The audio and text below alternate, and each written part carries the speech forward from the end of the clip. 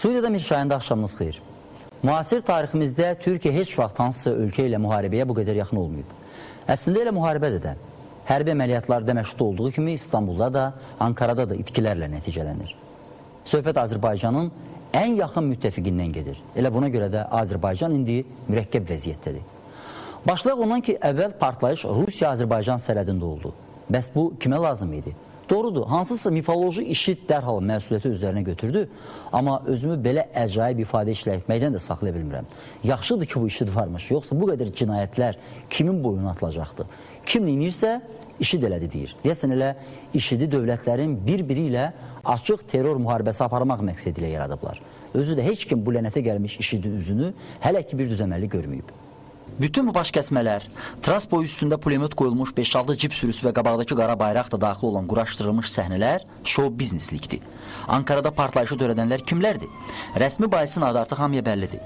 Bu qırğıdır, qarğadır, nə bilim, nə də Allah ya da şeytan bilir. Amma gəlin özümüzü biraz kənara qoyaq və yuxarıdan aşağı baxaq, görək hadisənin qanı kimə çəkir, yəni hansı dövlətə və qüvvələrə oxşuyur. Terror aktı elə quraşdırılıb ki, kənardan baxan o saat güman edə bilər ki, müəllif Rusiyadır. Çünki Vladimir Putin hələ Rusiya təyyarəsi vurulanda demişdi ki, biz real vəziyyətdən çıxış ilə cavab verəcəyik. Heç nə cavabsız qalmayacaq. Elə buna görə də Türkiyə kütləvi informasiya vasitələrinin verdiyi məlumatlarda Ankara partlayışında ölənlərin əksəriyyətinin pilot olduğu xüsusi qabardıldı və bunun adını da qısaca qisas qoydular. Yəni Rusiyanın qisası. Bu da Suriya cəbhəsində Türkiyə ilə Rusiyanın qarşı durmasında bıçağın sümüyə dirəndiyi məqamda baş verdi. Ona görə, yəni hadisəni Rusiyanın edə biləcəyinə çox oxşatdıqlarına görə də yəqin ki, bunu Rusiya etməyib. O heç vaxt belə oxşatmazdı. Bunu oxşatmağa yəqin ki, üçüncü qüvvə çalışıb. Məqsəd də o ola bilər ki, Rusiya-Türkiyə müharibəsi mümkün qədər tez başlasın. Bir başqa fərziyyəni Ərdogana qatı müxalifətdə olan və bu yolda heç nədən çəkinməyənlər dövriyə buraxıb. Yəni Ankarada partlayış törətdi ki, seçkiləri utdu da, bunu da elədi ki, Suriyaya girsin, girəcək deyənlər Türkün sözü kötü fikirləşirlər və bu məqamda mən heç Erdoğan düşmənlərinin adlarını dilimə belə gətirmək istəmirəm. Bəs niyə söhbətə Rusiya-Azərbaycan sərhədində baş verən partlayışdan başladım? Ona görə ki, bu bizim başımızda partladı. Ona görə ki, Erdoğanın Azərbaycan üçün çox vacib olan səfəri baş tutmadı. Bu səfər zamanı nələr olmalıydı, bundan sonra nələr olacaq daha bəlli deyil. Bu mürəkkəb vəziyyətdə Bakı son dərəcə diplomatik davranır. Xarici İşlər Nazirinin müavini Araz Əzimovu ərazi bütövlüyü pozulmuş, Qarabağ boyda bir problemə malik olan ölkənin rəsmisi tək tam başa düşmək olar. Onun fikirlərini məntiqi davamı olaraq anlamaq mümkündür ki, bugün beynəlxalq qanunlar Suriya dövlətinin rəsmi iqtidarı kimi bəşər Əsədlədir.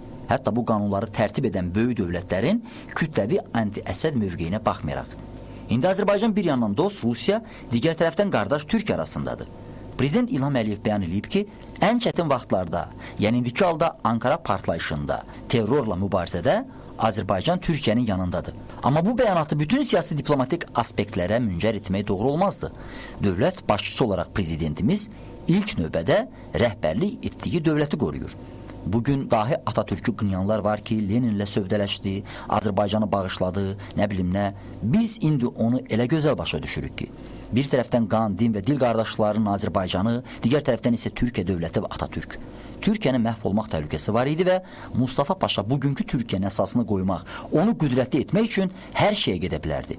Bugün vəziyyət o qədər qarışıq, o qədər risklidir ki, Azərbaycan situasiyadan itkisiz çıxmağa borcludur. Dövlət itkisindən söhbət gedir. Çünki Sovet imperiyası dağılanda altımıza elə çınqı qoyublar ki, istənilən vaxt onu üfürüb alovlandıra bilərlər. Görün vəziyyət hansı həddə çatıb ki, acından ölən bir ölkənin müdafiə nazirinin müavini Tamayan bizi preventiv tədbirlərlə təhdid edir. Bu isə o deməkdir ki, Ermənistan daha çox ərazi elə keçirmək, daha çox irəliləməyə amadədir.